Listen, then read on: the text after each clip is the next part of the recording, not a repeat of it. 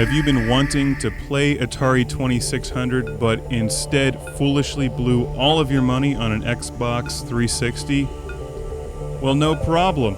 Just pick up the Atari Anthology for Xbox. This is actually an original Xbox game, and I think that makes this the very first Xbox One game ever reviewed by Classic Game Room. Conveniently, this plays on the Xbox 360 with no problem, and it looks fantastic. It actually outputs in high definition. This is a collection of 85 different old-school games, most of which are for the Atari 2600. It also has a number of arcade-emulated titles, like Pong, Missile Command, and Centipede. The menus are kind of neat, and it has the games broken out by different categories like action, space games, racing games, and a lot of your favorite Atari 2600 games, the popular ones made by Atari, are in here. It doesn't have the games from companies like Sega, Activision, or Nintendo. Like, there's no Mario Brothers, there's no Enduro or Pitfall, but you get a lot of the famous ones like Combat, Warlords, Breakout. The arcade originals are excellent. You also get games like Tempest and one of my favorites, Lunar Lander. And here we're looking at Pong, which looks excellent. However, it's a bit difficult to play with the Xbox controllers. This really needs a paddle controller. And if you've been watching my controller reviews, I tried to find one, but so far have not located a good Xbox paddle controller as of this recording. Which would have also been nice for Demons to Diamonds, which you're looking at on screen now. Let's take a look at Outlaw, one of my favorite games on the Atari 2600. And even though you can play this on the Xbox 360, you still don't get Xbox 360 AI for the opposing player. Many of these games really require two players to play properly. Outlaw with just one player is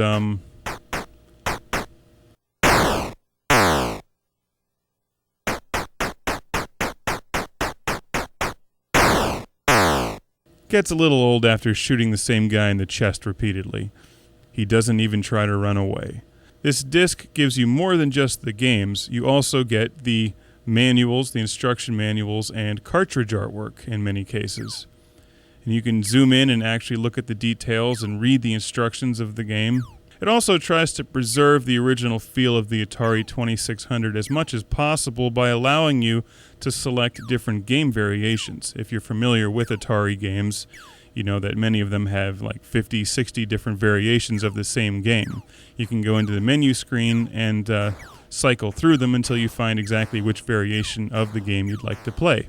The Atari Anthology is also available on the PlayStation 2. For the Xbox version here, we get a reflective holographic style front cover. You open it up. The game disc looks excellent, has a huge Atari logo on the front of it, but not as excellent as Warlords for the Atari 2600. Although I would recommend actually picking up a real Atari 2600 and real Atari 2600 games. For many people, this will be the most convenient and cost-effective way to get a huge volume of Atari games and arcade games all at once. I love the fact that they've given you instruction manuals that you can read through in here. And although playing Atari games with the Xbox controller or Xbox 360 controller may seem a bit odd, they have brought these games to the screen with just crystal clear graphics and mirror image replication of the actual Atari gameplay. Here we're looking at one of my favorite games on the Atari 2600, Yars Revenge.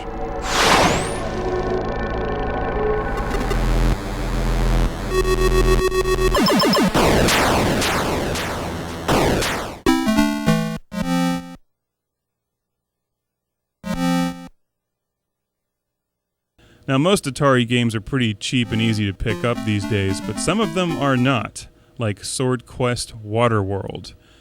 And you get that game here in the Atari Anthology, and I can kick myself repeatedly. I had this game as a kid. I remember this. I wasn't sure if I did until I played the Atari Anthology and saw the sharks and the squids. And I had this. I have no idea where it went.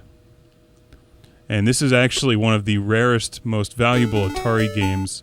And I will not stop until I can find whatever box in my parents' basement this game is hiding in. And I remember clearly when my mom got me a bunch of Atari games. This was back in like 1985 or 1986 when they were completely worthless. That must have been the time she picked up Swordquest Waterworld, back before it was worth anything. So I'm on a quest. We'll call it Mark Quest Waterworld. I'm gonna find that damn game. I remember actually the one time my mom bought me a bunch of games, they were in a bargain bin outside of a toy store, and they all had white, plain, generic boxes with just the game titles printed on them. Anybody else remember that? Looking at Centipede here, they try to give you a couple other options of gameplay with the Atari disc, something called Trippy Mode, which puts these drug-induced effects on top of the games. And you can also play the games in double speed if you want to. And you can unlock these features for some of the Atari games. It's not really worth much in my opinion. I like to actually just play the games. On screen now is Lunar Lander.